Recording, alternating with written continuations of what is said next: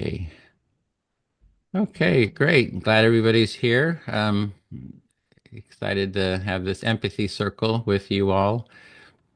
I think I've sent everybody's links, so you should be able to have seen a little bit about each other if you haven't met yet. And so I wanted to demonstrate what an empathy circle, how that works. And I thought, does everybody feel comfortable with how it works? Did you see the instructions? And it's pretty fairly simple. And I thought, in terms of a topic, there's two possible topics. One is Jody and I, and what was it, Greg? Uh, what's his Greg last name? Yeah, Decal? yeah, we did an empathy circle, and the topic was what are kind of stresses, concerns, worries, or fears that you're dealing with. So it's a very personal sort of a topic. And then, but I was thinking, since Kevin, you're wanting to see about bridging the divides at Northwestern, and that's also what I'm interested in. We could do that topic too. It's not as personal, but it's kind of more directed towards kind of what we're working on. So, does anybody have any thoughts on that, Lou? Or Well, I'd say even bridging the divides could be personal because people could talk about their personal experiences. They could bring that in, personal experiences with, friends or family. Usually people have someone that they know who's had difficulty with that, or they've had difficulty themselves with it, or just feel a lot of pain at witnessing. I know I do.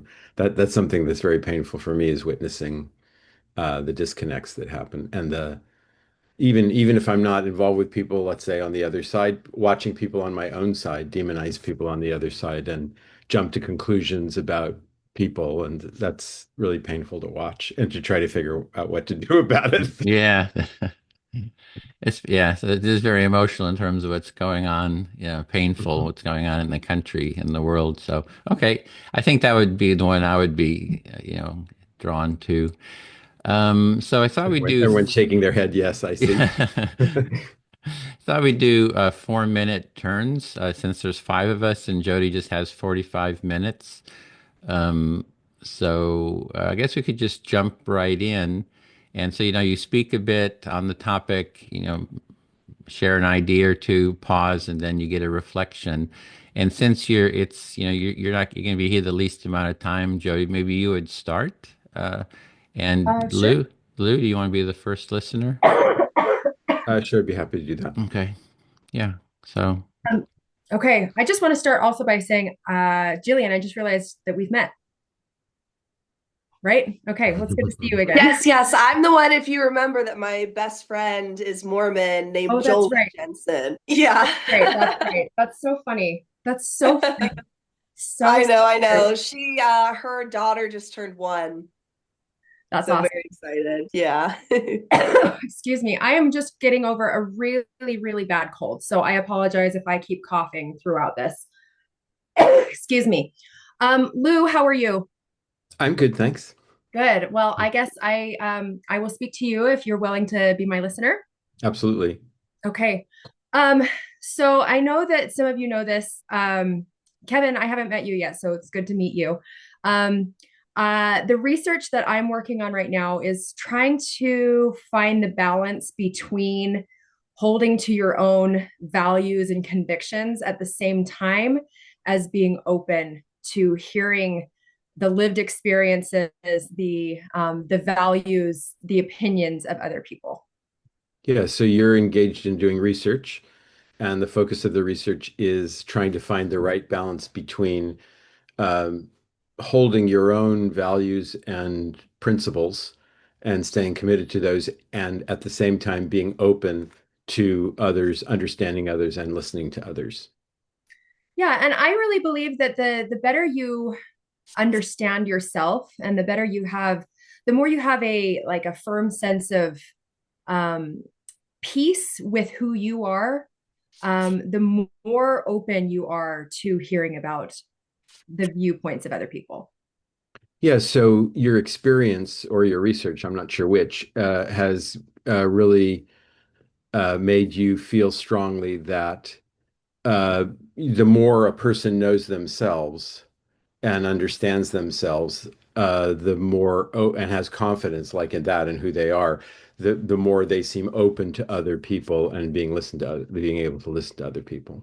Yeah, and I'm glad that you asked if it was research or lived experience. At this point, it's hypothetical. As I'm designing my dissertation plan, I'm noticing people in the world who are able to do this.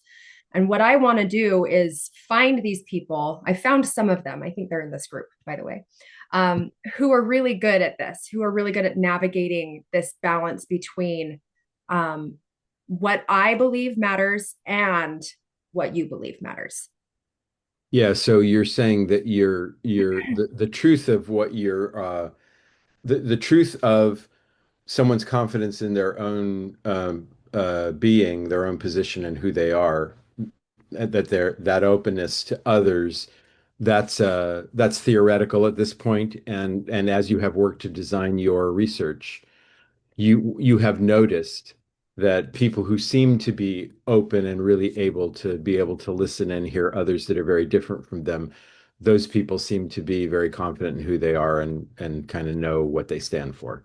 And that's what makes you think that this is true. Yeah, and I've seen these people and I want to really dig in and learn about these people. Um, the way that I see these people is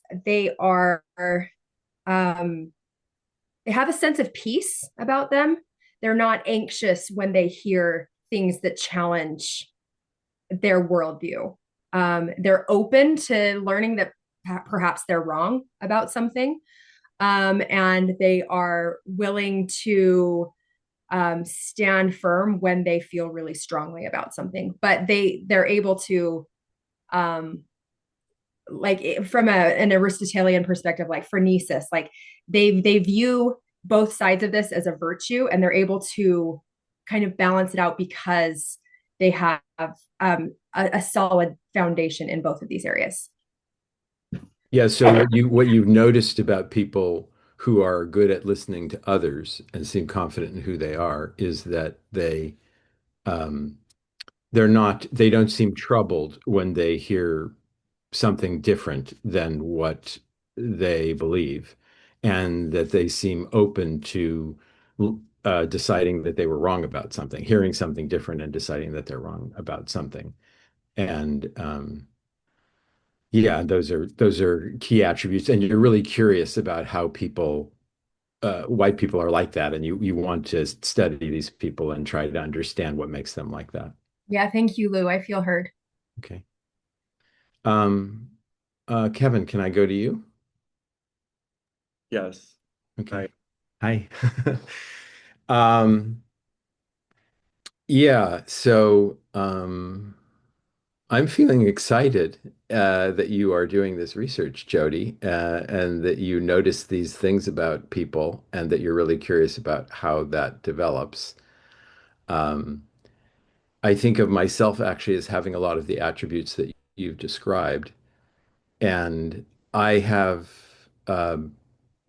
thought some about why is it that I'm like that, because people have asked me about that and people have commented and through a good part of my life about that kind of steadiness and wondered and wanted to know why I am like that.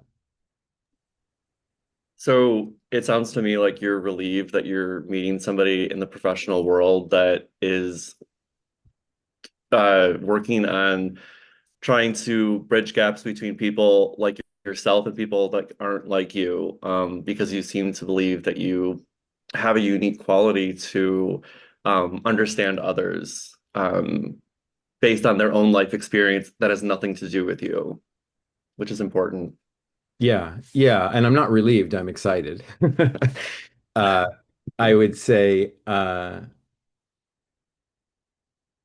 yeah, and I think I mean I would attribute my my ability to do that to a couple things. One, I grew up in a family where we discussed things a lot. and the kids, what the kids thought were important. Our parents would listen to us, and we would take turns around the dinner table talking about things. Uh, I think that's one piece of it. I think another piece of it is, well, I'll pause there. It sounds like your the development of who you are and were was is integral and kind of what you see lacking maybe in other relationships. You were fortunate enough to have a household where you were heard as a kid, and there was focus on what you believed, and I think you want to see that for others too. Yeah. And it wasn't that my folks didn't have strong opinions. Actually, my dad had very strong opinions. But but he did value the things that we had to say. So it was kind of like, what he thought. He was clear about what he thought, but he also was open to hearing what I. So I guess I had a model for that. In a way, though, it sounds like what you're saying, though, is that your father wanted you to form your own strong opinions the way he did. And in order to do so, he listened to you, wanted you to form them for yourself. Yeah, I think that's probably true.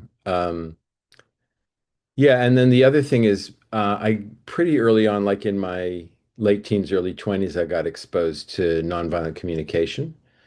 And it has a teaching that helps people to recognize that there's a common set of human needs that human beings have, like a need for belonging, a need for acceptance, a need for understanding, need for and um, and to recognize the difference between those needs and the kind of strategies that different people or different cultures use for meeting those needs. And that's really helped me to see the commonality with people who I disagree with, who are saying something very different than what I would do. Yeah, it sounds like you at a developmental phase in your life, your late teens, you started to realize that in order to understand somebody else, you'd have to understand their experience versus your own. And how and in the end, there's commonalities that will probably make somebody want to hear others down the road. Yeah, and I'd say just, I know my time's up. I just want to clarify that there are things that we have in common. Like everybody wants safety, everybody wants to feel like they matter. And those things are common regardless of culture or, yeah, I'll stop there.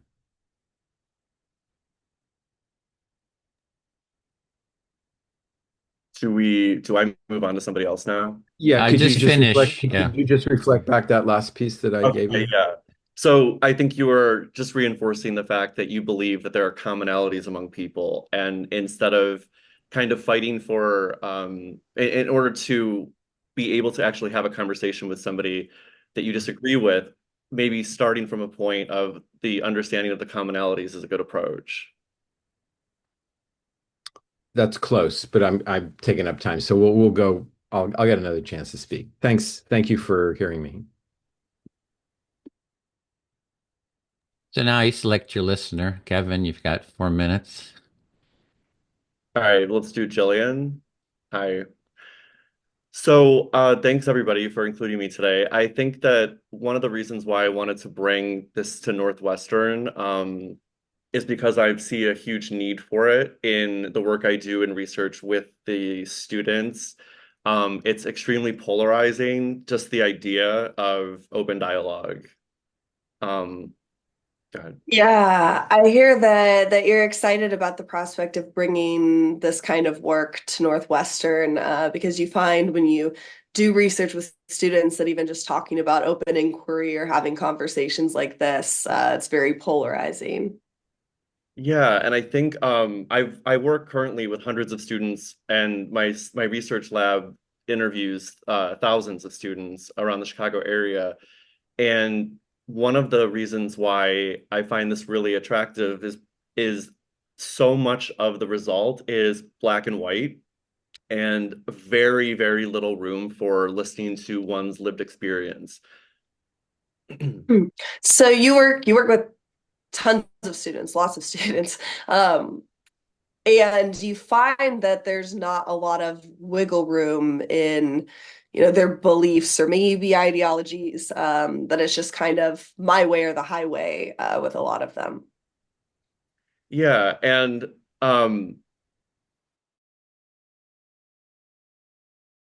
in my own lived experience, and I've tried to present this to young people, particularly young gay men, like I'm gay, and they have been so convinced of a certain narrative that is not based off of lived experience, so they're unwilling to listen to mine.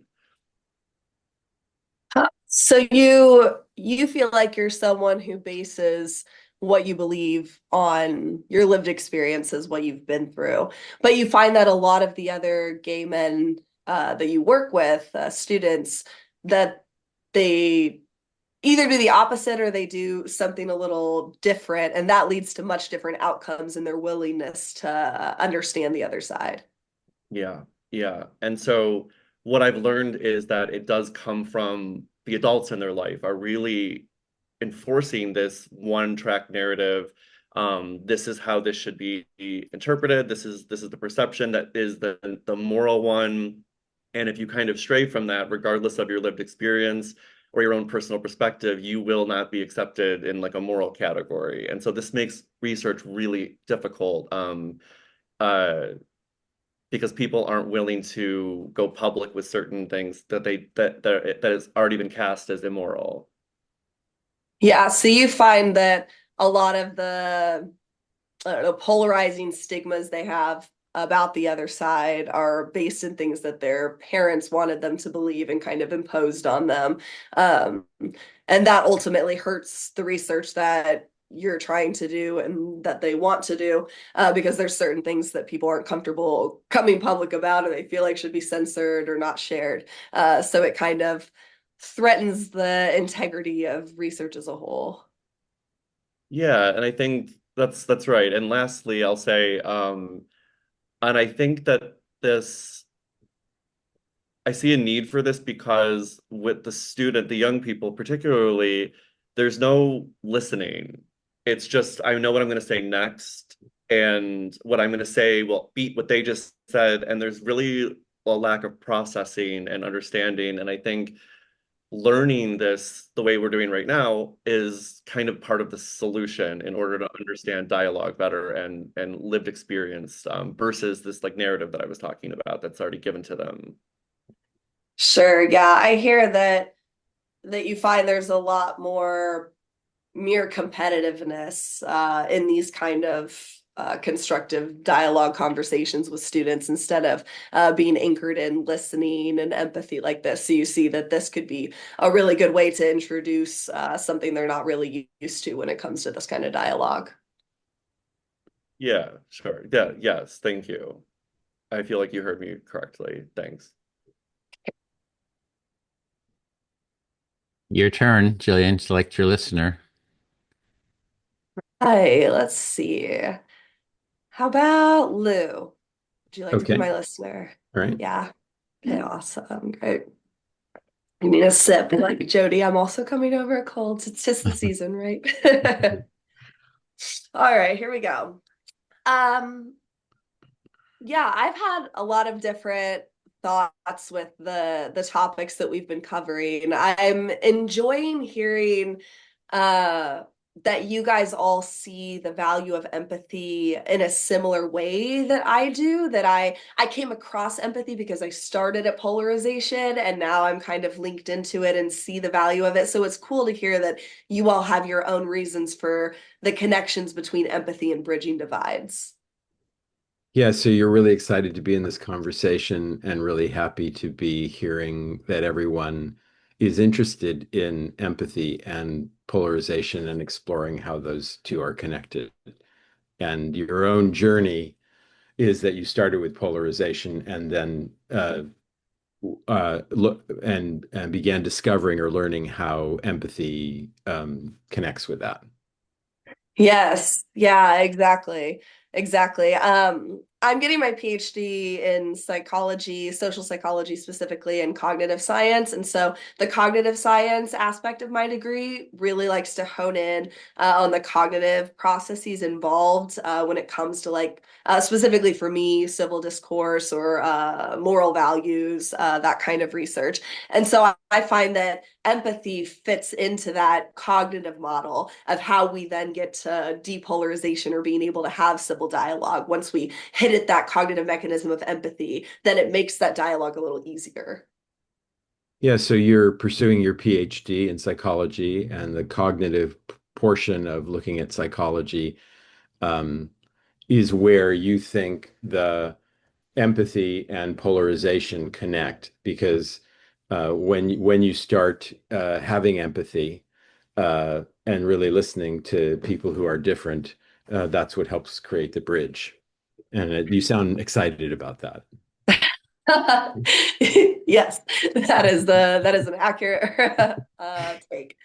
Yeah, something I hear a lot. I mean, people's immediate instinct when I tell them that I do work on depolarization, they're like, it's impossible. It's impossible. I don't want to talk to somebody on the other side. They don't want to talk to me. Like it's better to just stay away. And so there needs to be something to bring the sides together aside from talking about politics that kind of unites the two sides before you go into that kind of discourse. So that's where I see empathy playing a role. Like if you can just get people talking like this about like, hey, what'd you have for lunch today? Like what's your favorite food? Going around like that, then you're all connected in a way before you go into the polarization work.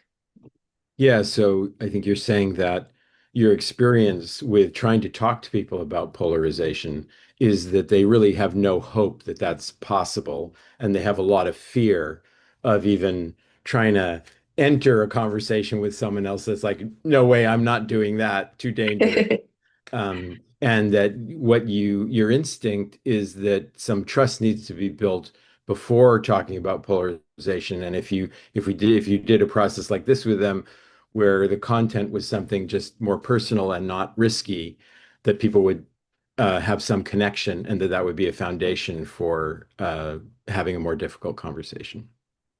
Exactly. Yes, that's exactly it. I have started recently with my research assistants a Substack called The Inner Workout, where we're combining the ideas of like moral or character virtue cultivation with muscle cultivation, like at the gym. So there's some literature on that within character education and philosophy works. But I have an article that's coming out next week that's about group exercise being a way of facilitating empathy and getting people together because I teach group fitness classes at our IU gym here. And I was just thinking about like how you just kind of naturally connect with people when you're doing kinds of synchronized movement. And there's a lot of literature on that as well, and dance movement therapy. So there's like an aspect of play in here too that I've heard Jody talk about before, that it doesn't even have to be like necessarily doing a conversation thing where you're talking about something. It's just everybody get in a room and like clap your hands together. And that like cognitively that does something that brings us closer together without ever having to share our beliefs or talk about politics. Yeah, so you're talking about different ways of helping people connect. And like it doesn't have to be talking, any kind of synchronize, any kind of thing that you do together, and things that are physical, even nonverbal, help people connect and feel some level of connection. And then you also talked about the analogies of using sports analogies with empathy building analogies, like, if you want to be strong, you have to build muscle. And if you want to be empathic, you have to build that muscle, either individually or in groups, and trying to help people understand that by using that analogy. And that Yeah. you seem excited about those things too. Absolutely. Yeah, that is exactly right. Thank you. I feel heard. Okay, great. I'll go to Edwin. Listening. Okay. Well, I'm actually full of my heart is kind of bursting with excitement and joy, actually, hearing you all talk about the work that you are doing, because it's so needed in the world. All the things that you're describing about how frightened people are, or how like they don't even see the possibility. And I experienced this in my own work, people trying to get people into dialogue and them saying, I can't do that. I don't think I'd be able to do that because they're afraid of what they might say, that they'd be attacked for, or afraid of how they might feel when hearing something that someone else says to them. Yeah, you're just feeling a lot of joy, kind of excitement about hearing everyone here talking about getting people to talk with each other because there is a lot of people who don't aren't think it's kind of hopeless, and yeah, so kind of excited about hearing from everyone here. Yeah. Um, let's see, I made a couple of notes. So one word I wrote down was resilience. And I think that's an interesting area of how do people build resilience, meaning being able to listen to things that are hard to listen to. And I think part of that is an attitude of just being willing to listen to even to things that are hard.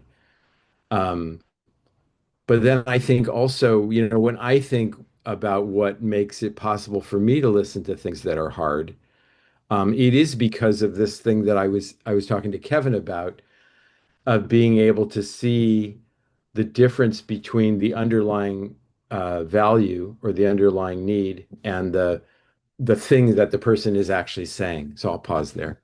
Yes, so you're talking about what was it, resilience? Hmm.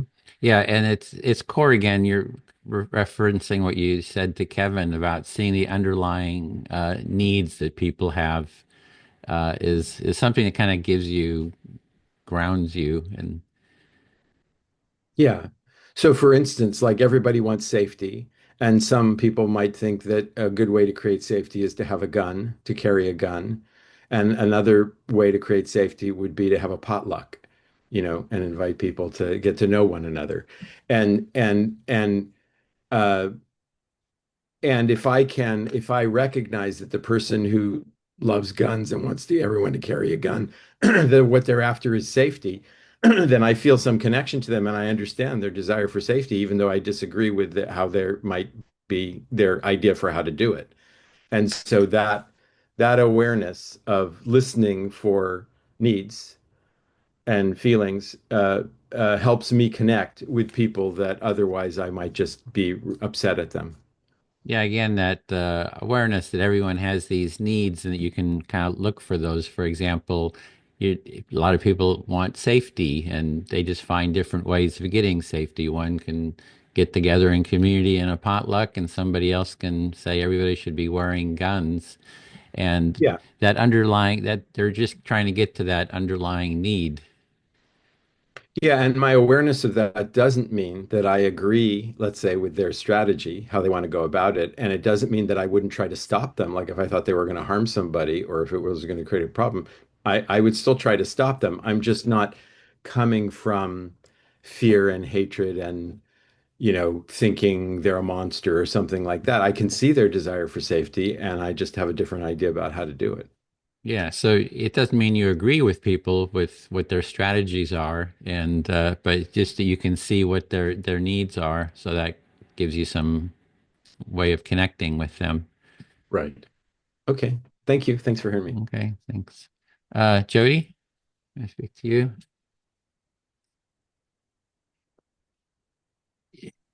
Yeah. Sorry, I'm working with multiple monitors, so I couldn't find how to unmute myself. Yes, I'm So yeah, so I think that's the same. That's for me too, is, having done a lot of empathy circles, talked with a lot of people, seeing that if I can talk with people long enough, I can understand who they are and get to those, underlying needs or common humanity. So I think that's something that grounds me as well. So I'm glad, Lou kind of brought that up. okay. So you're agreeing with Lou, and you have found in a lot of empathy circles that you've done that if you talk with somebody long enough, you're always able to find the common humanity that connects us together. So it can be people like, I just feel the tension, in talking to them. But I know if I can get them into especially into an empathy circle, where we slow down the conversation, I know that I'm going to be heard and they're going to be heard. and given enough time, we can come to those common understanding. I call it common humanity, but it's needs too. Yeah, that's another way of saying it. Okay, so you have found that the empathy circle really is a great way to find those underlying needs and connect with the common humanity or common needs that you find underlie people's um, strong opinions that they might have, and the empathy circle kind of levels that playing field. Yeah, and it's also it helps with the difficult part is when people have those strong, ideas but that they kind of try to dominate you, right? You don't have, they're not going to listen to you. They're just waiting to, promote their ideas or even talk over you and so forth. And that's the kind of the painful part, right? But if you can have everyone be heard, have a space for being heard, I just find that eventually people, given enough time, they start connecting.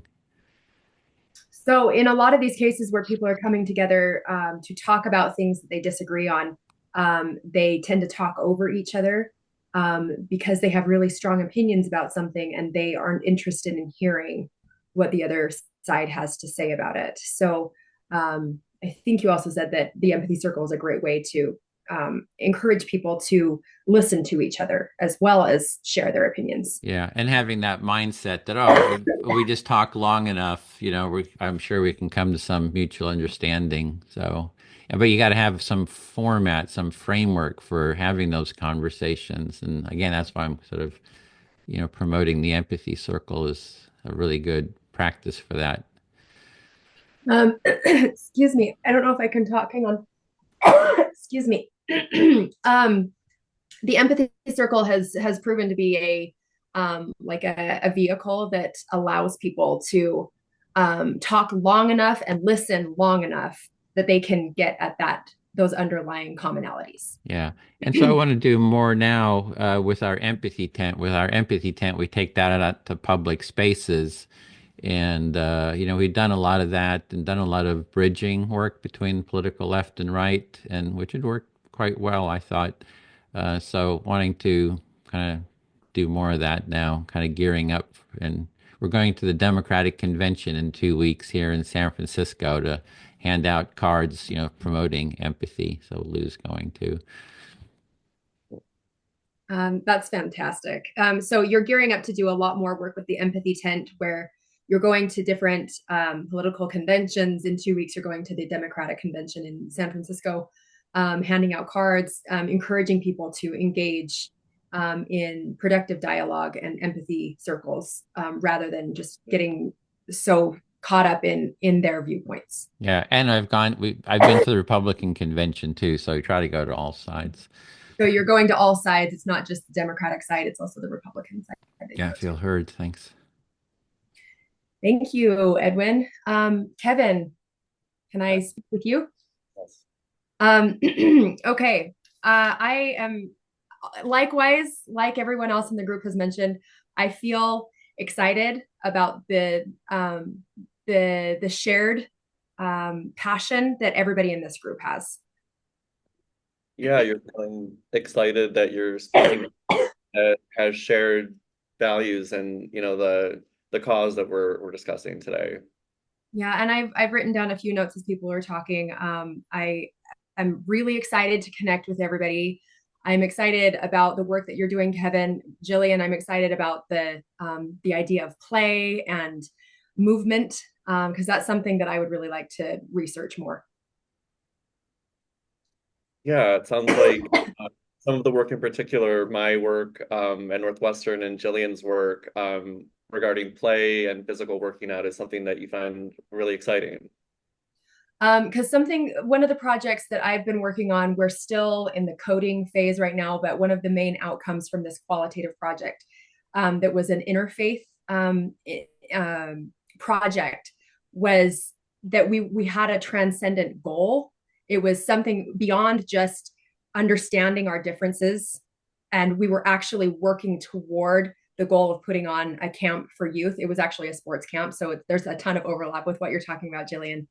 And with that, there were a lot of games and a lot of like hiking, a lot of like playing volleyball, playing ultimate frisbee. And the fact that we were playing sports together, I believe, is what broke down a lot of barriers. And it helped us to connect on a level that if we had been trying to hit the differences head on, we would have been mired in a lot of friction. But we greased the wheels, so to speak, by playing games together, and it really brought us together. Wow. That's cool. All right, so let me see if I got this. So you're doing an interfaith project where you're having young people get together and do physical activities. And you're kind of you're with the hope, I think, that the connectivity through the physical work will end up forming some sort of relationship where other connections or values are able to form because they have that working relationship physically together. Is that what you're getting at? Yeah, and it's I'll spare you all the details on like it's a bit more complex than that, but that essentially you've got the main gist of it. I think that it's important to rather than trying to understand our differences, which really makes people feel defensive, if we can go one step in the direction of understanding commonalities, or even a step further to understanding how we can work together without even worrying about commonalities or differences, then we can get to a point that we have enough of a relationship where then we can start talking about differences and we already respect each other, and then we can share more openly with each other. So it sounds like you're saying we should that your desire is to form working relationships that aren't about these opinions first, and then to kind of see how the foundation that's already been set in place can lead to something more grounded in personal beliefs, and that sort of foundation that's already there from the working relationship um, that has a strength that kind of allows one to understand and respect somebody else's opinions and their perspectives. Yeah, and this is again just a hypothesis at this point, but I think that play is going to be that transcendent goal that brings people together even more effectively than work. Wow. Yeah, so it sounds like like what Jillian was saying, you're really into the concept of play being a solution to kind of bringing people together and being able to coexist with each other. Yeah, thank you. I feel heard. Thanks. Um, let's see, should we mix it up? I guess I'll do Edwin just to kind of mix it up. Yep, And listening. okay. I wanted to go to you because I think that the conversation that we're having does bring me back to how we met in the first place, which is we had a very different opinion on a piece that I wrote in the Chicago Tribune about empathy. And kind of like going back to what Lou said, I also think that, and I didn't know this when I was younger, but I think now I do have um, an ability to listen to other people's perspective and not make it about me. And you did kind of challenge me, and I think that that was a cool way for us to meet. So you're just going back to how you and I met. You know, you'd written an article about empathy. We had different opinions, and so we discussed and sort of challenged you in yeah. But I also want to say though, when I read what you wrote to me, I really had an arrogance that I'm glad I'm just glad because I've learned that this is a lot harder than people think. Listening is very hard. And we learn about it in books. We learn about it at Northwestern. I have a very prestigious education. It's actually hard for me to listen though, because I've been brainwashed into thinking that if I believe something and someone disagrees, they're the problem and I'm not. And you present something much different. I appreciate that. Yes, you're appreciating something, you know, what I had brought, and you had sort of felt you're maybe a bit arrogant that if you had an idea, you know, that was it, and you had to just promote it. I also want to say though that the play concept is something that we started to do a project on at Northwestern and it was got shut down. I couldn't get approval for it. So I think that I'm really inspired by the conversation that we're having about the getting together physically and having and actually kind of starting at a place that isn't about opinions or perspectives. It's just about a common goal, doing something that has nothing to do with one's personal belief, and then just making that function properly and then taking it from there. I think that's a good starting point that we're all just kind of, that I've been missing. Yeah, so you're just inspired by what you're hearing about, just starting on some project where you have a common goal and, don't worry about the differences. And that's something you've been missing, and I'm hearing just inspired that you heard here. Yeah. And it's been tough because I really do a lot of this work with these kids, and it's the play thing is something I want to do. I want to reach out to you guys after this because I've got some ideas now. When we sit the students down and we had try to have debates, it never goes well because this foundation that we're talking about does not exist. These people don't, they've never done anything except argue. And so I think that what we're lacking is the foundation that you guys were all discussing, which is let's before the debate have something a commonality and then have a debate maybe with the students. So you're thinking of with the students that you could start with something that kind of builds a commonality, maybe some fun activity, something before you go into the debate, because the students are kind of geared towards, debate and argument. Yeah. It just this is giving me a lot to think about, is what I'm saying. Mhm. Yeah, Really it's like a lot, that lot to think about here from all the different comments. yeah. I guess I can end there. Okay, feeling heard. Thanks. Then, I need to head out. okay. But this has been so invigorating. I wish I could stay the whole time. I'm so sorry. But I definitely want to connect with Jillian and Kevin after this and see if we can do some sort of collaboration along those lines. Absolutely. Great. Thank you, Edwin, for setting this Well, up. Yes, I'm well, always looking for contributors to the Substack. If you want to do research and put something together about play or something like that, to get like a short form article out there, that would be really awesome. Okay, that'd be awesome. All Yeah. right. Good to see all of you. Thank Yeah. you. Thanks for being here, Jody. I'd love to yeah, do more of this if you guys are want to. Yeah, let's yeah. definitely keep this conversation going. Bye. Bye. Bye. Oh, okay, let me start that again. Okay, Jillian, can I speak to you? Yes. Um, yeah, the work I'm wanting to do now is more with the empathy tent and empathy circles and listening. So we're going to be going to the Democratic Convention, and next after that, I want to go to UC Berkeley on Sproul Plaza. We set up the tent and just offer listening to the students. Okay, so you're looking to expand more of the work on doing the in-person empathy tents and empathy circles, taking it to some different places.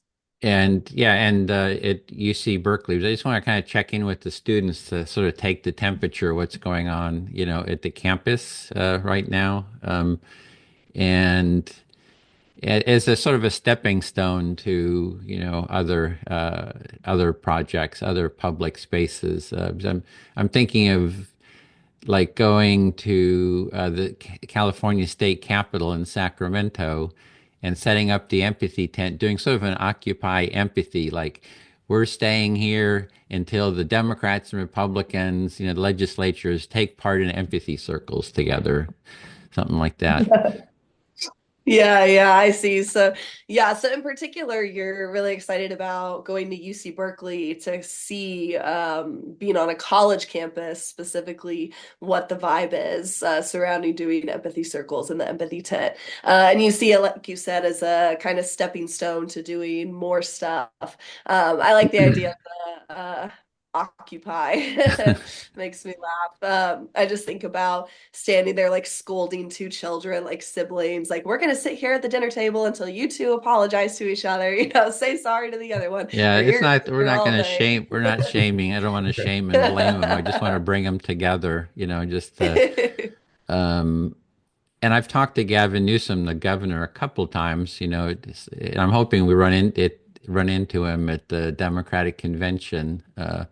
So Yeah, I had invited him to do an empathy circle when he was first time when he was running with John Cox, who was running a Republican running for Congress, and he didn't really want to do it. Yeah, so you've connected with Gavin Newsom in the past, and you're hoping to again, possibly at the convention, if not at another time.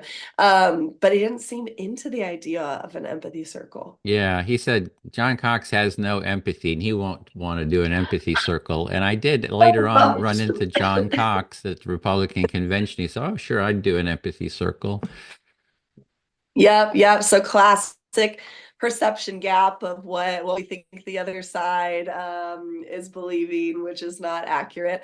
Thinking the other side wouldn't want to engage in empathy with you when they're more willing than you think. Yeah, and I hope we can do more empathy circles. Maybe, if you could do some at the campuses and let us know how they work, and especially with Fritz, right? How, I'd like to get him into an empathy circle because we're talking about definitions, and I try to define empathy within the context of what we're doing, and I think it would kind of help. I disagree with all of his criticisms of empathy, so it's Jillian's mentor, or what do you call it? Yeah, exactly. So you're hunting down Fritz. You're getting Fritz to get an empathy circle at some point. I like it. Yeah, so you've had a lot of trouble with figuring out what the definition to empathy is or should be, and disagree a lot with Fritz on his dark sides of empathy ideas, his criticisms of it. So you're looking to, spread the empathy circle to more scholars, more college campuses, lots of Yeah, places. yeah, very much so. Thank you. Feel heard.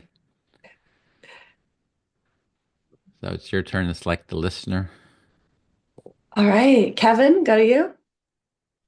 Yes, there is an alarm going off in my hallway, just FYI. You can hear that, sorry.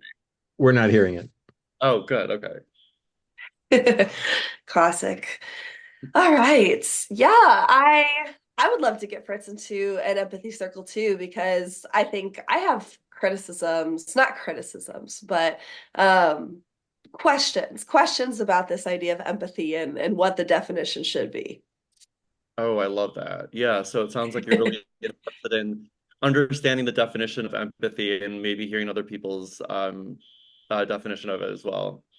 Yeah. Yeah. And I'm excited to get my ideas out there. They tell you all the time as a PhD student, they're like, come on, you need your own ideas. You need like to talk about other scholars and what you would disagree with, blah, blah, blah. And so Fritz is one in particular that I just love trying to disagree with everything I can because I know he can take it and I know it's what he wants me to do.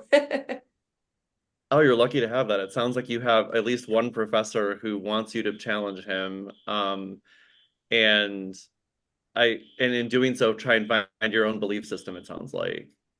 Exactly. Yeah. Yeah, it is great. So anyway, yeah, getting back to, what is empathy and what is not empathy. I wrote another article for our Substack called Exercising Empathy, because I've started getting into Aristotelian virtue ethics and the idea that Jody brought up earlier of phronesis, like having the tact or the moral sense to know like where on the line of virtue you should fall. And so like if you're talking about honesty is a virtue. If you over exercise your honesty and you're too honest, then you can hurt a lot of people for no reason. But if you're not honest enough, then you're a liar and you're deceitful and all of these things. So having phronesis, that wisdom of finding that golden mean, I think is what we should focus on when we talk about empathy as a virtue. Yeah, I really like that. I think what I'm hearing is that kind of like a boundary thing where you're like, where is the boundary between overdoing it and maybe performing it versus like actually just experiencing something and trying to have empathy for another person that maybe has a boundary. Is that kind of what you're saying? Yes. Okay. Yes, exactly, exactly. And obviously it's like you kind of hinted at, it's a lot of gray area, like how much is overdoing it, and it depends on the situation, that kind of thing. Um, and so with empathy in particular, something that people like Fritz Wright Hopton, Paul Bloom, other Gadsad, he has a book coming out about suicidal empathy, he calls it. What they talk about is kind of overdoing the empathy to the extent that Paul Bloom describes it as a spotlight. So you have a spotlight on a particular group that you're almost over empathizing with. And then there's like a codependency that's built that blinds you to everything else, blinds you to the rest of the world and other arguments. So then you become so passionate in that belief because you're exercising your empathy so hard and, like you said, overdoing it. Yeah, I think I love this. So it's like a laser focus kind of on one specific cause that you're kind of and I keep using this word performing, but it's like you want to make sure that this cause has the empathy and you're kind of missing other aspects of life that kind of could have the same kind of energy but are it isn't really it's being put so much on the one thing instead. Yes, yeah, that is absolutely right. And so when you think about something like honesty, if you're overdoing it, are you really being honest? Is that the right way to be honest? I mean, like you can think about underdoing it, you're a liar, then you're not being honest. But even overdoing it, it seems like that's not what that virtue is supposed to be. Virtue ethics isn't about like being the most, like the strongest of all of the virtues that you can. It's that middle ground. So when we think about empathy, it's like, is that overdoing it actually what we mean by empathy? Wow, yeah. So back to like what you initially started talking about the definition kind of and where on the line it kind of crosses into like a virtue thing versus just being an honest with somebody trying to understand them. Is that kind of where you're going? Yes, absolutely. Thanks, Kevin. I feel heard. All right, thanks. And you kind of I'm gonna go to Lou. And you've definitely inspired me to bring something up that okay, so I do a lot of this work. I was just using this word a second ago, but I do this. I've written a couple of papers that have been published on the performative empathy, and I started this at the University of Michigan. And not to get into anything too heavy here, but I was there for the October 7th situation, and I was quiet I went to college at 33. I had a whole other career, and it kind of led me to want to go into psychology. So unfortunately, I had to go to college. So I went to the University of Michigan as a freshman at 33. Um, and then October 7th happened, and I started to understand I had a lot to learn about this empathy and reality. I'll stop there. Yeah, so you're saying that you were at the University of Michigan when October 7th happened, and that what happened there taught you a lot about empathy, and you realized you had a lot to learn about empathy. Correct. Yeah. And so I have always done the performative thing. As a liberal, like a gay man, I always just thought you have to fight this one specific cause till the death. Like I'll die on this hill. And then I started to realize I'm not actually listening to anybody. I'm just like being told what to think. And when I saw the actions of these kids, I realized that they were just like me. They are performing this empathy. They're performing hatred, calling it empathy, and it's ending in developmental chaos for these kids. Yeah, so what you witnessed after October 7th was students, saying that they were being empathic to what was going on, but they actually wasn't empathic. It was actually a hatred that they were expressing. And the firmness with which they were holding their beliefs and doing this made you realize that, you actually had been doing a similar thing, that you weren't actually having empathy in pursuing, let's say, rights for gay folks, but you were just had an ideology and you were just expressing that, and when that wasn't particularly empathic. I love that you use yes, and I love that you use the word ideology because that's exactly what this is. It's I ideological belief systems. I actually really think in many cases lack empathy, and it's they use the word, they pretend to be empathic to continue to push ideological beliefs onto groups of people or even onto just one person.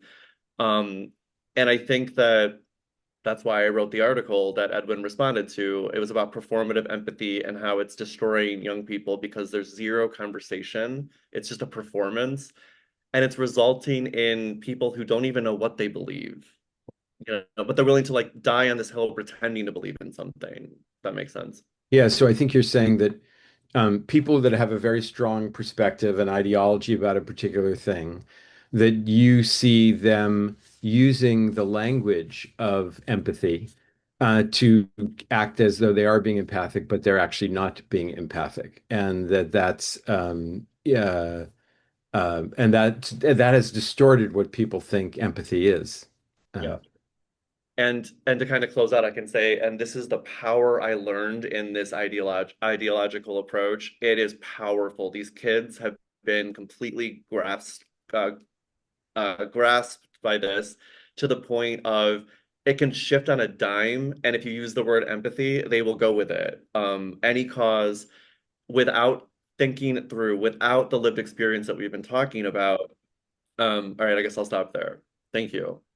Yeah, and you're saying that that you think this kind of performative empathy and the kind of ideological clinging that students are doing is really damaging for them and for society.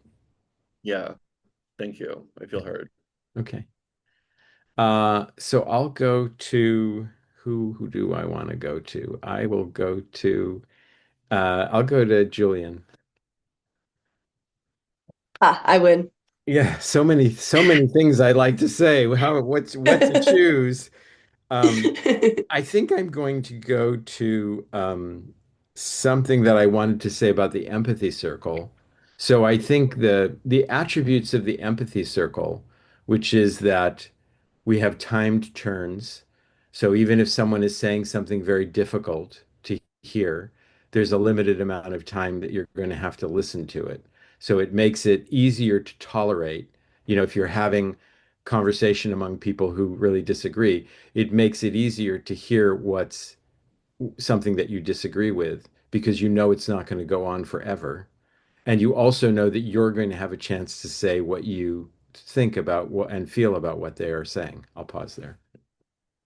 Yeah, so you're recognizing the utility of having these timed interactions where we talk and we listen in the way that we're doing in the empathy circle, especially because people know, first of all, that whatever the other person's saying, there's a time limit, and at some point they're going to stop talking. But not only that, you're going to have a chance to talk. Like that once they're done, once their time is up, you have the chance to talk. So it doesn't feel like you're stuck and you're having to be defensive while someone comes on the offense toward you.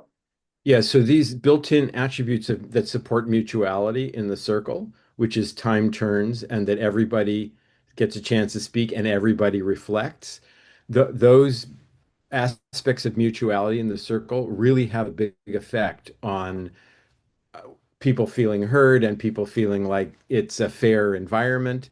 And it does make it easier to have difficult conversations. And then there's also the aspect of the speaking and then the reflecting slows down what is happening. And so that mutuality and the slowing things down, it really has a profound effect on on people being able to talk about things where they have differences. Sounds like you are appreciative of the little things in the empathy circle that all kind of accumulate to make a big difference when it comes to having these conversations, specifically with establishing a mutuality, like kind of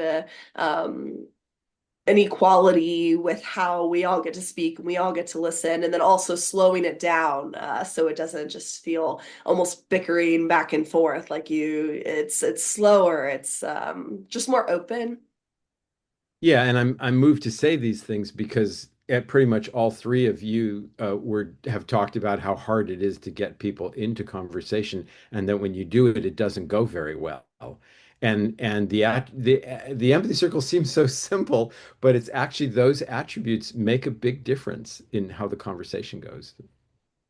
Yes, yeah, we've all recognized today that it's very hard to get people to want to have these conversations, and then when you get them together, it doesn't always go in the way that you want it. But you're appreciative of like I said, the little things of the empathy circle that add up to make a big difference when facilitating these conversations. Yeah, and I also wanted to say that on the topic of, people connecting, finding some way to connect and get to know each other before they have a difficult conversation. And I totally agree with that. Everything that was said, I agree with. And I th thought when I was listening to it, well, actually, it is part of the practice of the empathy circle, or at least the ones that I do. Whereas if I have a circle with people that have never met each other before, I ask people to go around and just share something about themselves that has nothing to do with what we're here to talk about today. And so people, there's a little bit of connection there. Like share something that you love, or share something that happened in the recently that was particularly meaningful to you. And so people start sharing personal stuff and connecting a little bit before they get into the empathy circle process. The idea of having something to establish that connection before going into these difficult conversations really resonated with you and connected to the way that you handle these empathy circles, where you find something that's unrelated to talking about politics or whatever it is, that connects people and finds that mutuality. Yeah. Yeah. Thank you. Actually, I want to say one more thing. And then my time's up. And it has to do with honesty, which is you said, honesty can go too far. And I just have to say this thing that, people often think that being honest means being honest about my judgments of you, and that's what honesty is, as opposed to honesty being honest about what's going on inside of me, like how I'm affected by what's happening, or what I care about and what's important to me. And I think it's an important distinction to look at, what kind of honesty are we talking about? Because usually the honesty that creates difficulty is, and people do this, they get very Time's up. judgmental. Time's up. They get very judgmental because they think they're being honest. Thanks, Edwin. All right. Edwin, how about you? Okay, Want to be my listening. listener? Hmm. Great. Okay, so we've been talking a lot about this idea of connecting before having these conversations. I'm wondering if there's any way to do something more with play before even going into an empathy circle. Okay, so you're wondering if there's something that you could do like around play before going into an empathy circle. Yeah, I'll make this quick little point that I like the fact that you can't add anything on, even though you're probably going to want to say so many things as I brainstorm with this. I didn't quite get that. You don't want to add anything on? Is No, that as I try to brainstorm what kind of play uh, could be integrated into the empathy circle, that as much as you'll probably want to add on and give ideas, that oh the yeah, so nature you of it want to is you're kind of the just listener. brainstorm what could be added on to the empathy circle. Exactly, exactly. Because we're talking about the importance of having this thing beforehand. So I wonder if it's as simple as doing an empathy circle that's not about politics or anything polarizing, or if there should be or could be something added before that establishes Hmm. that play and connection before the empathy circle. Yeah, so you're just imagining, kind of brainstorming what else could be added before an empathy circle to like around play or something. So you just kind of open it up to thinking about it. You don't, sounds like you don't quite have it yet, but you're just brainstorming. Yes, exactly. Yeah. And having some kind of play, it's sometimes it's kind of awkward and hard to get people to do, but then by the end, inevitably, I find that people have fun with this. An example I'm thinking about is that when I was in high school, something that we would do is like a group bonding thing, like with both the students and the parents. Is there was this game where you had this like cloth under all of you. You're all standing on this cloth, and you have to figure out how to turn the cloth upside down without anyone stepping off of the cloth. And so you're all like real, this was before COVID, but you're all like real close quarters, and you're trying to flip over this thing. And at first it's like, oh, sorry, oh, sorry. And then eventually, like, you start getting it and you're like, oh my gosh, come on, come on, come on. So by the end, everybody's like, yes. And you finish it and then you're hugging and you're cheering. So, like, at first it's like, oh, I don't know. But then, like, imagine doing an empathy circle after that, like, how Mhm. much like more comfortable it might feel. Yeah, so you're just remembering an activity you had, or like a sheet, a blanket that was down, and you had to turn it over. Everybody's standing on it. You have to turn it over, and people are awkward at first, but then they really get into it and get really excited, and yeah, around it. So that's just an Yeah. example of an activity. Yeah, exactly, exactly. So I'm just trying to think in my mind like what kind of thing like that could bring people together. In the article I mentioned that I have coming out next week about group exercise and empathy, I talk about this body weight exercise that I do for my bar fitness classes where you don't use weights. It's like holding your arms up like this for like 4 minutes straight. And at first everyone is like, oh, like easy, I can do this, like the boys that come to the class, they like pick up weights to do it, thinking that Mm. they can hold the weights up that whole time. But I find that that's something that really bonds people together because they all have a moment where they're like, oh wait, like we're not even halfway done and I'm already feeling this, and they start like looking at each other, and like just that, it breaks the ice. Like they're not having to talk or communicate or anything, like the blanket example, like they're just like being around each other and feeling that. Yes, another example is an exercise you do. Just people hold up their arms, and they think it's going to be really easy, and then they see how difficult it is, and it's just like a fun activity to get people kind of break the ice. And they're just thinking of different activities like that that could be fun to do. Exactly. Thank you, Edwin. I feel Okay, heard. then speak to Kevin. Yeah, what Jillian's, it's reminding me of UC Berkeley. This was like almost 8 or 9 years ago. I got connected with a group of students there, and they were interested in doing the empathy tent, and we did it. But they were doing almost like a Ferris Bueller's Day Off, kind of all kinds of different activities. So they came into the empathy tent, and they were doing yoga. They were doing laughing yoga. They were doing drawing. Some people brought music. So it was like a whole kind of a scene, kind of all kinds of different activities. And I have the recording of it, which I'll send you all too. So it sounds like 8 or 9 years ago, UC Berkeley, you brought the tent for the first time, and it was very collaborative in a sense where it wasn't the vision that you have today, I think, for it. It seemed like it was a lot of activities kind of emulsifying into one tent at once. Yeah, and kind of playful things and fun things, like Jillian was talking about. So that was, it was quite fun. Yeah, it created sort of a whole energy, a kind of a playful, fun energy around the space. Very creative. Yeah. Oh. Okay, well, that's cool. It sounds like it ended up being creative and fun, brought an energy to the campus. Yeah. The other thing I was thinking of is a definition. Like, you mentioned Paul Bloom, Fritz Breithaupt, they're all have these criticisms of empathy. And what I'm trying to do is, with the definition, to make it more concrete, to say, how do you define empathy within the context of the empathy circle that we're doing here? So instead of it being so abstract and so forth, that you have to point to the phenomenon that you're calling empathy within the context of the empathy circle. Now, are you saying that you think that it sounds like what you're saying is that you want, as we were talking about definitions earlier, to have a definition of empathy for each empathy circle? No, within the context, define empathy, like, yeah, within the context of the empathy circle. What you call empathy, where do you see it playing out in the empathy circle? Okay, so you want individuals to be able to define empathy in the empathy circle. Right.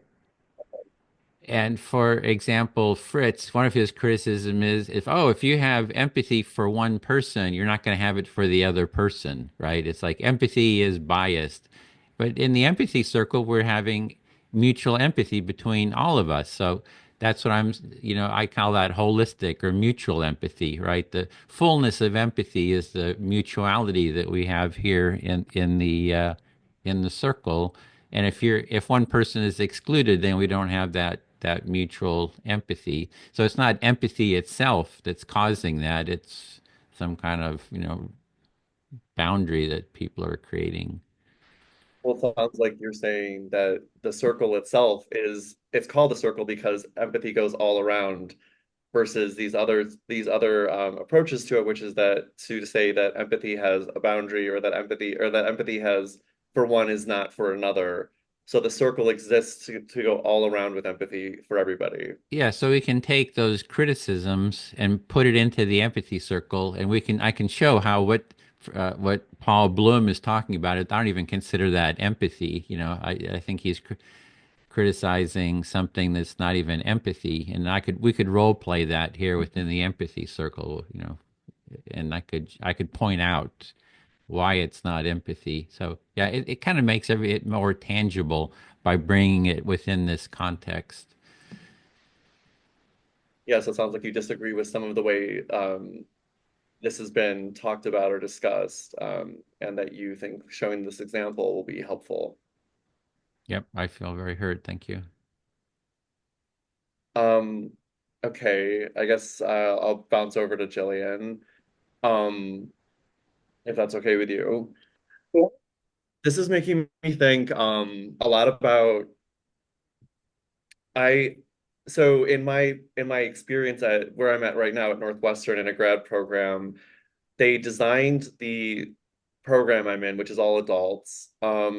Everyone has a very different identity. They did this systematically on purpose. I've researched the department to learn that this is how they did it. They wanted a black, a brown, an Asian, like a very, very textbook diversity. And yet we don't have conversations at Northwestern that involve any of this empathy that we're discussing. Yeah, I see. I see. I think you're describing what's probably part of what you talk about with performative empathy, where Northwestern seems to do things that should encourage empathy and viewpoint diversity. But when push comes to shove, with the actual teaching or like what admin encourages, you really don't have a lot of that empathy training. Yeah, and I'm going to go somewhere with this, I promise. But so for example, in a class that I've had, um, somebody started, I don't know how personal we're going to go here, but someone started saying something that was shocking to me. And I usually am pretty quiet. I'm very different I'm much more conservative than the cohort. So I usually respect that, as we've discussed how we're able to do that in this group. Um, but I did say something, and the young girl, verbally went out of control, and I received the professor sided with her. And I was unable to even voice, I'm just trying to show that there's another perspective, which is what I kept saying. And I had to go to a review board and describe this situation. I was passed through, but this is the thing. It's performative. She was brought, I'm sorry, I'm rambling, but she was brought to the university to enforce one perspective. She represents one thing. I'm supposed to represent another. There's no actual diversity. So when I try and have like a discussion like the empathy circle, it's shattered instantly because of this inability to hear each other. Yeah, yeah. So it seems like you see one of the main priorities of a university is to bring these different identities together and encourage things like open inquiry and viewpoint diversity based on your learned experience, like you talked about earlier. But instead, it seems like it was kind of more encouraged for you to not be heard. And so you felt like the other side was being heard a lot, but your side was being shut down immediately. Like you were showing empathy to the other side, but they weren't showing it back to you. Right. And so, for example, I told a story, which I almost never do, about my childhood. And I was met with, well, you're white and you're Jewish, so you like have privilege. So, like, you got to go to this, or like a hospital helped you. And I'm like, how are we here? How are you not hearing me? And by the way, my story of resilience is epic, and you're not hearing any of that because I'm white. Which by the way, everyone's white there. All right, so I'm like, except for this cohort. So but what I wanted to get to, not to ramble, is I think this kind of concept should be mandatory for these programs. We need to enforce this somehow. So I'm gonna like try and look into this. I have to get better at it too, by the way. This is my first time, but these kind of conversations are the solution where forced to listen, like we've been discussing. And I see, yeah, I don't see that existing any of the programs. I've done Harvard, University of Michigan, now Tel Aviv didn't do it either, and now I'm at Northwestern, and none of these productive conversations exist yet. So, all right, I'm done. Yeah, you're searching for where these conversations exist amongst different opportunities, really with no luck. And your stories of resilience or things that have been hard for you are not taken as seriously because of other identity markers that you have, which doesn't really make sense to you. Yeah, thank you. I could go on and on about this. I feel heard. Thank you. All right, how about Lou? Yeah, listening. I have one problem with the empathy circle. Let's hear Yeah, so you have a problem with the empathy circle you'd like us to it. hear. To reiterate again. um, it's the vulnerability side. The vulnerability side feels hard for me, even though it's encouraged. And, we've done a few rounds of this. I feel connected to you guys and like we're having just genuine conversation and we're getting better over time at the empathy circle. But there are stories that I could tell about myself. And like Kevin said before, I don't know how personal we're getting here. It's still hard for me to get there. Yeah, so it sounds like you think that vulnerability in the empathy circle is like a requirement or it's something that you are supposed to do. And you're thinking about how vulnerable do I want to get? Like we've been having a good conversation, but how personal, there are more personal things you could say that you're not saying, you haven't said so far. And so you're wondering, does that mean I'm not really doing the empathy circle properly? Or is that a requirement? Yeah. Actually, you added some different phrasing that really had me thinking too. Like, first of all, is it a requirement to have to feel that vulnerable to do empathy correctly? I always come back to the original definition, as I'm sure you guys know, of empathy. It's a German word, Einfühlung, meaning feeling into, and that it feels like it necessarily does have some aspect of vulnerability in it. Like how do you really connect with someone on that deeper level, not just cognitive, like this is how I think you feel, like really feel into someone like that. How do you do that without seeing their vulnerable side? Yeah, so you're thinking about what the actual meaning of the word empathy is back to the German, and that it does mean like feeling into the other person. And that involves openness and vulnerability and feelings which are vulnerable. And so you're just thinking or wondering about that. If it's supposed to be an empathy circle, does it mean that that's what we're supposed to be doing? Yes, yeah. Or maybe it's, I mean, for me, it would definitely be easier in a standard empathy circle in a political context because I'm much more comfortable sharing my political beliefs than like my emotional backstory, you know? And so, but that could just be me, and that's different for other people because I've watched videos of the empathy circle and I have seen people get really vulnerable, and get down to like we've been talking about the values that really underlie their political beliefs. And so maybe in other contexts it's a little easier for some people than others. Yeah, so you're kind of recognizing that different empathy circles might have different levels of vulnerability to them, and that a empathy circle about political thought might be a little more intellectual, and you would participate in that more easily than ones that where you're talking more about personal stuff. Yes, yeah. Which leads me to the question, if empathy is a virtue, does that mean it's more important for me to participate in empathy circles where I'm practicing the empathy that's harder? I'm exercising the muscle that doesn't have as much work on it, Would that be more fruitful to me than doing ones that are about politics or something? Yeah, so you're wondering about, since you think of empathy as a virtue, you're wondering is if you were more vulnerable and open and shared more personal stuff in empathy circles, would you benefit from that more? Yeah, Yeah. exactly. I feel heard. Thanks, Lou. Yeah, sure. I'll go to Edwin. Listening. Loving this conversation.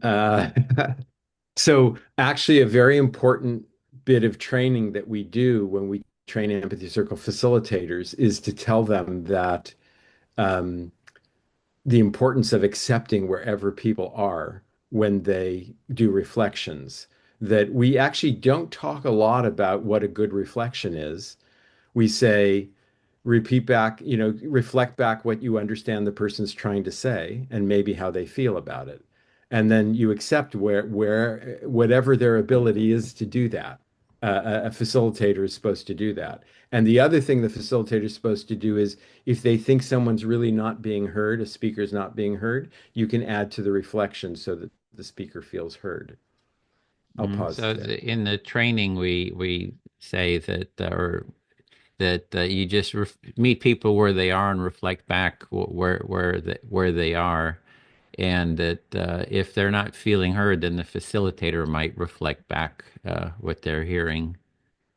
Yeah, because I think it's really important to accept wherever people are in terms of their ability to reflect back other people. It's a really important principle of being a good facilitator and not make people feel like there's something wrong with them or that they yeah, if actually this has to do with the speaking or the reflecting. You also don't want to give this any speaker a feeling that they're not participating properly because they are not opening up at a certain level of vulnerability. That we Mm. accept people where they are. Yeah, so it's really about accepting people where they are. If they want to be vulnerable or not, or personal or not, just accept people where they are.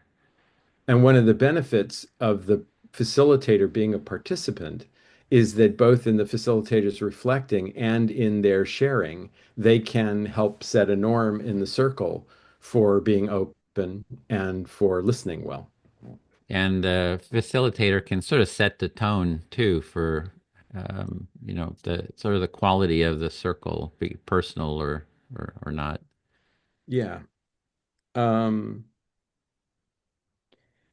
Yeah, the other thing I wanted to say, and this is kind of relation to the difficulty in getting young people or students, talking to each other.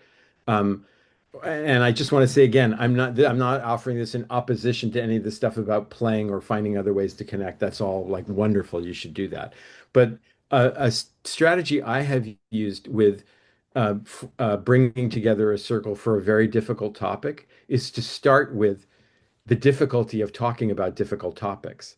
So you could do an empathy circle on what do you think about having conversations about difficult topics, or sharing, or idea, whatever you think the problem is. Like, yeah, and that gives people like I was doing a series of circles on racism, and so we started with what do you think about having a conversation about racism and doing an empathy circle on that so that people can actually reflect on the difficulty of whatever difficulty they have of doing that or the fear they Mm. have of doing that. Yeah, so it's how you frame the opening question. And for example, you did one on racism, but then the topic was not like jumping right into the topic of racism, but talking about the difficulty of having a conversation about racism Yeah. Or the possibility of doing it. or a Yeah. possibility of discussing. Yeah. Yeah. And then the last thing I wanted to say was about mutuality and about empathy. So I do think that most of the criticisms I've heard of empathy have to do with the idea that it's not mutual. No, it's one person, one Hmm. group gets empathy, the other group gets judgment, like Hmm. empathy for the people I like, judgment for the people that I don't like or that are part of my group. And so I think that what's different about what we're doing is the emphasis on mutuality and actually even holding one's own empathy for oneself also that I'm part of the mutuality and most of the criticisms I've heard have to do with giving too much empathy to one group or empathy being one-sided and too far and some everyone else's empathy for everyone else being ignored including oneself. Yeah, so one criticism of empathy you've heard is that it's selective. It's empathy for one side or for other people, and you're looking at empathy that's mutual. It's for yourself and for others and for everyone, kind of in the circle. Yeah, So, thanks. I feel heard. okay. then I don't think I even spoke to you yet, Lou, so I'll speak back to you. Okay. Um, yeah, let's see. One thing about is the question that we posed. Like the question was, we focused on bridging political divides or whatever's on anyone's mind. And so it's more of a intellectual sort of a question. So how the question we have going into the circle is going to help set the tone.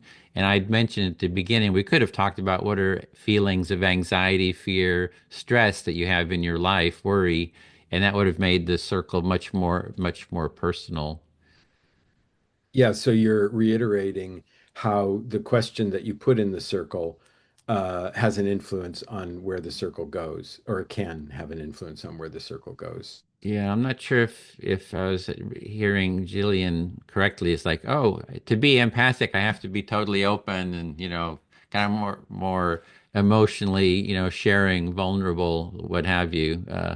And I think with the empathy circle, the way I look at it is just by doing the process that we're, hearing everyone where they're at, that we're building trust. And naturally, over time, with trust, you go sort of deeper, is my experience. Yeah, so on the topic of vulnerability and openness and how open should one be in an empathy circle, your experience is that as people participate in the circle and that trust builds between the participants over time, people usually decide or can feel more comfortable sharing more openly. If yeah. Yeah, so I don't want to put pressure on people. Oh, you got to be really open, really be, vulnerable, and you get sort of that pressure. It's just like let people speak from wherever they are, and the conversation things over time, given enough time and enough trust, sort of an openness develops, and yeah, so that's kind of what I kind of shoot for. Yeah, so again, your experience is that, you know, pressuring people to be open doesn't feel right, like it's not empathic, and accepting people where they are and letting trust grow, and then just whatever happens after that what makes is Yeah, what feels I don't want right. to Is put what feels pressure right on to you. people. I don't want to pressure because when you get pressure, then you start getting tense, and it has the opposite effect of kind of just trust and kind of feeling comfortable. Yeah. Yeah, so you think pressuring people is not the right way to go. That causes people to close down and accepting them where they are Yeah. leads to openness. Unless I'm at the state capitol wanting Republicans and Democrats to have dialogues with each other, then a little bit of pressure. A little bit of, yeah, so maybe. Yeah, so in some circumstances, you can imagine yourself using pressure Mm. because you want people to open up or you want them to do certain things. You might Yeah, get. so I feel heard, and I think we're at the end of the time here, so I'll just Okay. kind of we can open it up for any, kind of, sort of any without reflection, any thoughts like how was the experience, for me it's just really exciting, especially with the students, really glad you came, Lou. You always have great insights and Thanks. really looking forward to working more with your with this you students for bring the empathy work to the universities. So yeah, thanks for being here. I don't know if anybody else wants to jump in how things. I mean, uh, I'll say I'm really grateful that you invited me and really happy to meet Jillian and Kevin. And I had met Jody. Is that her name? Jody? Is that right? Jody. Before? Yeah, a little bit. I had a little bit of contact with her before. Yeah, and I'm just really excited about the work that you're doing, and it's just so needed and so important. And you seem to be approaching it, so smartly and openly, and yeah, so it's beautiful. Yeah, thanks for letting me yap. That's something I like about the empathy circle. I'm a yapper, so the hardest part for me, I think, is the what do you call the position? Like, it's not Facilitator? the listener one. It's the one where like you're not Silent involved. listener. The Silent silent listeners. listener, Uh-huh. yes. Yeah, that's it. I find that to be the hardest position because not only like not being able to ask questions is hard enough for me, but even just being able to like repeat back what somebody has said, so it processes more for me. Like that feels even easier. But when you're the silent listener, it's like, want to say something. Yeah. But it's a real challenge to listen and not give input, really. And it's something that I want to work on more as who works in mental health, but also I just see such, like I said before, I see a need for this because it's very basic skills that we're really lacking, I think, in society. And it's nice that somebody's putting this together. I don't know, to kind of bring us back to just like a simple dialogue. Yeah, any next steps that you have? Any ideas for how we continue? One thing, Jillian, is getting us doing an empathy circle with Fritz and maybe around the definitions of empathy and maybe yeah. I have some ideas, but I have to mull it over and I mean, it's unfortunate. All these people are great collaborators at Northwestern, but they just didn't show up for this. They did not feel comfortable, and it's part of it is fear. They didn't want to be recorded. How are we here? I just don't understand it. So the main thing is I have to set a good example and then continue to participate when you guys make that available. And then hopefully other people will catch on, get something going. I see potential for this on campus in Evanston, so I'll be in touch for sure about kind of how to facilitate that.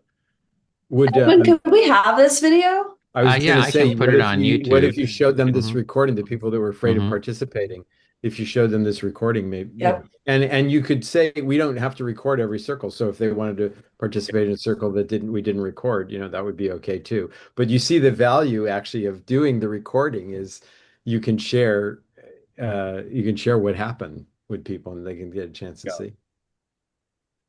Yeah, and I think that I will show some people.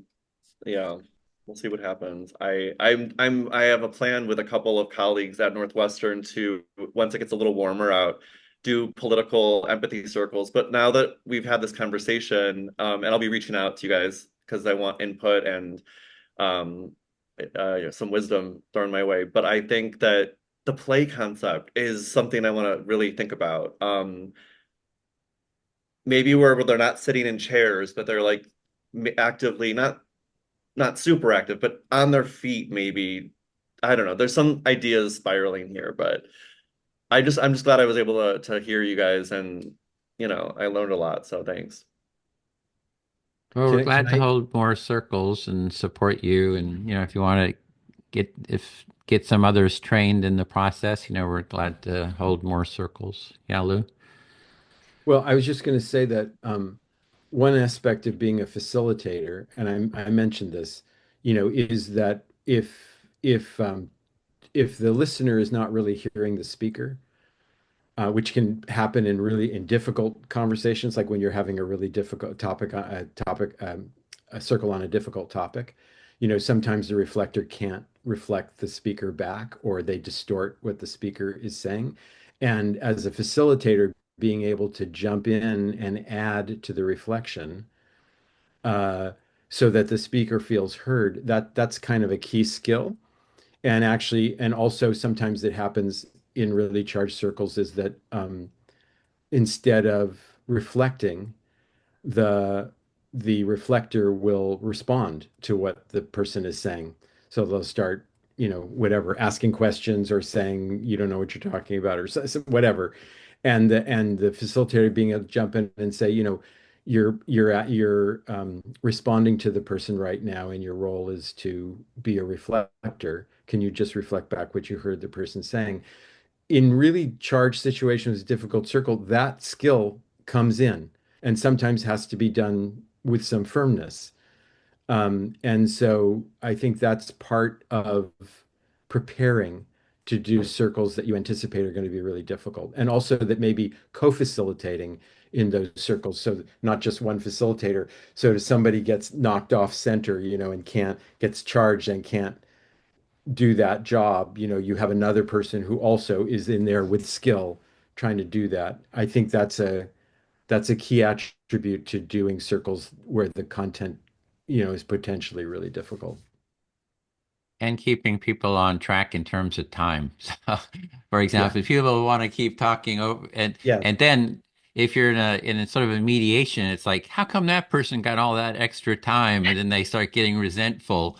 So, things like that. So that's what we do in that's some of the stuff in the empathy circle facilitator training, which Right. we do, I think in April's the next training, which you're both welcome to take part in. Yeah. So there's a lot of the basics, if everybody knows the process, you don't even really need a facilitator. But, for new people and kind of the higher the level of conflict, the kind of the more, a little bit of skill it takes to facilitate. I do have to run here. Okay, then I'll Bye, you Great meeting guys. you. Thank see you. you. Bye. Okay. Yes. Yeah. Send along the video when you have I it. will. I'll post it to a page. Yeah. All Great. right. Thanks. Thanks, Bye, guys. everybody. Bye. Bye. I have to take off in a moment as well. Oh, Okay. But yeah, thank you so much for including me in this. And like I said, I want to bring some version of this to or this in general to Northwestern. So I've got some ideas and I think it's completely doable. So um Cool. I'll be reaching out. yeah, maybe the other We'd love to support students, you. yeah, the other students who, once they see this, they'd be more comfortable, and then we're glad to do that online too. Yeah. And I think that it's just like at first you have to just do it yourself and then other people's will follow. And that's kind of where I'm at. So yeah, I'm happy to, yeah, we'll make it happen. I mean, Okay. I'm happy about it. So Excellent. thank you again. And I look forward to seeing you both again sometime. Okay, great, Likewise. Kevin. Bye, Good luck. Kevin.